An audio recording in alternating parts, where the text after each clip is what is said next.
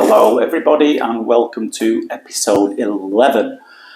Now this was an absolute epic skin peel. Now I know there are a lot of skin peel fans out there, so I think you will enjoy this. Get yourself a brew and get yourself comfortable. So first and foremost, my name's Richard Ishwood. I'm a registered nurse. I work out of a clinic in the Wigan area of the UK called No More Earwax. It's not a big organisation, it's just me. You can take all the phone calls, all the admin, it's me. So yeah, as you can see, this first one, it's this like wet, soggy skin that's completely filling up the ear canal. So I've had a good look at that. Decided that the best way to get that is just to grab hold of it from the bottom, peel it away, job done. Thought, what could be simpler? How wrong was I? It turned into an absolute epic. But thankfully, I had a bit of time on my hands. It was the last patient of the day. And I'm not in the business of rushing these things. I give quite a long time for each appointment, so it took me time and I did as good a job as we can. So yeah, this lady, she came from a town called Blackburn, which is not that near to me. It's still in the northwest of England. And I believe her daughter, who's from the States, had seen me on TikTok. And while she was over here visiting her mum, she decided to bring her mum over to me to see if I could sort out her ear. And so yeah, we've took that original plug out, and you can see behind it there was just this layer of really thin dead skin just encasing pretty much the whole ear canal. And it looks like a kind of glass shard. It is really, really that thin. Now, we've already fixed the symptom of not being able to hear very well by taking the plug out. Anything after that is a bonus, you know. But like I said, we had time. And I think by peeling this away, it'll make it less likely that she'll need to come back again too soon in the future. She might have some other symptoms. It might get a bit itchy, a bit irritating. So it's not a bad idea to try and peel some of this away whilst we can. Safely, obviously, because that's the prime concern here. So I've already loosened that little bit away from the side there, and it's just not wanting to come. We kind of lift it to the left-hand side. You can see it's been nicely oiled. You can see it glistening just down the side of it there. But the more I do this, the more I realise how far down this sheet of skin comes. And we'd love it to all come out in one piece. Very often that's not the case. So you'll see a few times it'll just break away. As much as I can try and peel it away to the side and get it away in one piece, it doesn't always happen like that. Wish it did, but it didn't. So yeah, I hope you've got yourself a brew, made yourself comfortable, put your feet up, because this is 60 minutes of skin peeling loveliness. Now I know there are a lot of fans of this kind of thing out there. Not my favourite thing to do. I don't think it's anybody's, because it is extremely difficult and very frustrating at the same time. A lot of you guys watch these kind of videos and you'll know all the terminology. If you've not seen them before, how we got the other first plug out was with a standard size tube. That's the biggest of the two tubes that we use. You get more power with that. You don't get as much manoeuvrability in a small ear canal, but you get quite a bit of power with that, but it is quite noisy as well. When you're peeling away skin like this, you put a little adapter on the end of it, which is called a fine end, and that's an even thinner tube. These things look massive on there. They're not. They're absolutely tiny. They're really, really small. And there's a few reasons why you need this fine end for peeling away the skin. First and foremost, you can get this odd noise called clarineting. Like I said, some of your regulars will know this. And what happens is when the skin is still attached to the canal wall, but there's a loose bit flapping around inside the tube, it can squeal and make a horrible whistling noise. And it's quite unpleasant for both me and the patient. And obviously, as soon as that happens, you've got to take it out of the ear and you have to weigh all the pros and cons. Is this worth carrying on? But thankfully, we didn't get any of that this time. Got a few little odd noises, a few little squeaks and squeals, but nothing that the patient couldn't bear. So yeah, as you can see, that little bit snapped away, and it's frustrating. It really is. So we have to go in again, find another edge somewhere, and try and peel that down. And as you can see, it goes all the way back. So yeah, at this point, I knew I was probably in for the long stretch. So yeah, while we're having a long one, I thought, let's have a bit of a chat, let's get to know each other a bit better. So obviously, my name's Richard, I'm a registered nurse. Going to know a little bit about my work history. The first job I actually had, I was a musician, wanted to be a rock star, like you do when you're 16, 17, 18. Almost made it, not quite. There are some videos and songs out there online. I'm not going to encourage anybody to look for them, or some of them are quite good. And through music, I actually got involved in music therapy for adults who had some learning difficulties. I actually moved into learning difficulty care full time. Really enjoyed that. Really enjoyed the care side of things. So got an opportunity to train as a nurse many years ago, about 15 now. And so yeah, went back to university at the ripe old age of 32 and learned something completely new. And it's the best thing I ever did. I absolutely love being a nurse. So I was a district nurse for the entirety of my career there, really. In a town called Salford, in very close to Manchester, it's the next city along. And yeah, we had lots of responsibilities. EARS was one of them. Always one of my favourite things to do. And we did leg ulcers, palliative care, and that's care for people with terminal conditions. And yeah, really enjoyed it. But ear syringing, as they call it, ear irrigation, it was all decommissioned by the Department of Health. So they actually stopped us running our clinics because the government weren't paying us for it. So obviously saw an opportunity there. So we thought, let's take the leap of faith and go and set up on my own and do this. And yeah, it was great. Best thing I ever did. So as you can see, I'm still making a little bit of progress. Not a huge amount, but trying to separate this from the canal wall. It just wants to spring back to where it is. And I did think a couple of times about going in with the crocodile forceps. You have to weigh up the safety and the risk benefits of this. And this lady, lovely, she was great. She was really still, very patient. She her head kept kind of rolling forwards.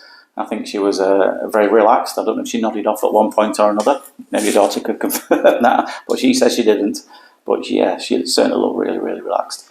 So we're having to be really careful down at this point here, because as again some of you regulars will know, this is the bony part of the ear where the skin is extremely thin. So you really do not want to make contact with that. But I felt fairly confident, and the patient was tolerating it extremely well. So yeah, I have to acknowledge that I've been inspired by a lot of other people out there that are doing this. Well, not that many, but there's a few, and I learn a lot from watching their videos. I know a lot of you guys do, especially the educational side. You can never know too much. So yeah, I know obviously some of these videos are quite similar to some of the formats, but these formats seem to work and people really enjoy them. So I thought, let's get some more out there. And like the majority of them, I think, are from audiologists. As the majority of earwax removal is generally done by audiologists these days. But obviously, since the most of the NHS stopped providing it, there's obviously a lot of nurses who have those skills who decided to set up on their own. And I'm one of them. Now, that in itself comes with some challenges. I'm not going to get political about this, but you'll see a little sign in the top corner of this that says regulated by the Care Quality Commission. Now, they're the overseeing watchdog, so to speak, if you want to call them, who inspect health services, make sure that they're safe, they're caring, they're well led, they're responsive. I can't remember what they all are now, but basically they inspect all aspects of your training, your business, your policies, just basically give you a green tick to say, yeah, you're good to go, and it's not something that other healthcare professionals has to sign up for, which again is a bit of a bone of contention. I believe that's being looked into at the moment, because it kind of made a two-tier approach, where nurses had to register, but anybody else who was doing it didn't, and it comes with some cost and obviously a lot of compliance, but I'm all for regulation. It's great. So yeah, kind of making some progress now, as you can see, but with every little bit that you peel away, there's just a little bit at the bottom that's always stuck. And I already kind of suspected at this time that it's stuck in the recess, the little trench. As you can see, veering off there, and get inside, that's quite difficult. But once this piece comes all the way down to it, it makes it incredibly difficult to peel it away. But I was happy to have a go and feeling fairly confident. You always have to be aware of your own limitations and do as much as you safely can. But yeah, I was actually enjoying this. I was finding it quite therapeutic, although it was frustrating at times. So yeah, if you want to know a little bit more about me and the building we're in, I'm actually in an old police station. I think this is one of the detectives' offices where my clinic is. And it was funny because there was a guy who came to see me a few weeks ago. I asked some people, because my memory's awful because I'm an old fart, have you been here before? He said, yeah, I've been here before. And I'm thinking, I don't remember seeing you. He said, no, I was here when it was a police station many years ago. I said, oh, right, okay. And he said, I can tell you which cell I was in downstairs because one of the toilets is actually just left, looking like a cell, still got bars on the window. He obviously, not guilty, obviously, is what he said. And that's his story and he's sticking to it. A lot of people ask me, what is the strangest thing you've ever found in here?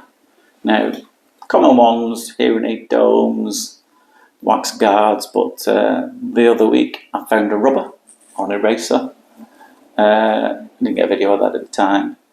It's one of those ones that you have on the end of a pencil, because I was fishing around in this fella's ear, and I said, I'm not going to lie to you, mate, I see something blue in here. I've got no idea what it is. Have you got any idea what it might be?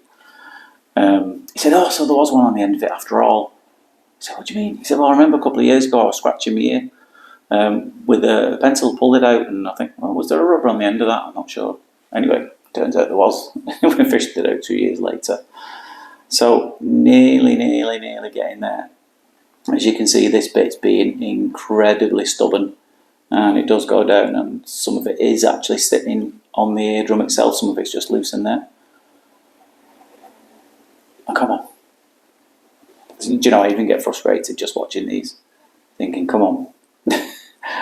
When's it gonna peel away? Is it gonna snap, or is it gonna peel away the whole thing? But yeah, we're getting close to the end now. So yeah, I hope you've got your brew. I've got mine. Cheers. That's been a bit of an epic. There it goes. Look at this. It's like a really thin shard. I mean, still translucent, you know. Like I said, it was not going to make a huge amount of difference to a hearing, but likely to prevent problems in the future. So now we're going to have a go at these little bits that are just in that little recess, just around the corner there. And look, you see one just fly up then. Now you're hoping that pulls away everything else with it. In an ideal world it would, but it's not. Come on. Oh, the suspense is killing me. I don't know, but the suspense is killing me. Oh yeah, before I forget, if you can all subscribe, like, follow, whatever it is you do, I would massively appreciate it. Because as I said before in another video, it's my mission to get 1,000 subscribers. I think I've got about 250 so far. But at that point, I think you can make an ad if you've got the amount of hours. All I want to do is get enough subscribers so I can make one ad, so I can make 50p, and so I can show the check to my kids and say, look, your dad's a YouTuber. And they would think, they obviously think I'm the coolest dad in the world anyway. But that would make me even cooler and get me some more dad points. Alright, we're going to go in, I think, for one last time here to see if we can loosen this little bit from around the corner there. Now it is moving a little bit. Now you can see how careful we have to be because you're literally right next to the eardrum. And you have to be really careful, and you've got to have a really steady hand as well. But thankfully mine's absolutely perfect, it's fine. Don't get any shakes or wobbles. I'm kidding. Yeah, it is nerve-wracking when you go in this close. But like I said, you've got to be aware of your own limitations. Sometimes you've got to be aware of how you feel in the time. You know, if you're in the same position for a long time, you know, your arms can get sore, your neck can get sore, your back can get sore. But go on, have a little wiggle, a little wiggle. See, I was hoping we would get everything out then. But I think we've probably got as much as we can safely get. And I'm more than happy with what we've got so far. You don't have to get every single last speck, but that was it before. Nice big lump, and that was it after. See all the landmarks, everything looked okay, and I know the lady was very happy. So yeah, thanks for watching our epic skin peel. There'll be more in the future, but don't forget you can like, comment, share, subscribe, and I will get more videos to you in the future. But for now, thanks for watching. Bye bye.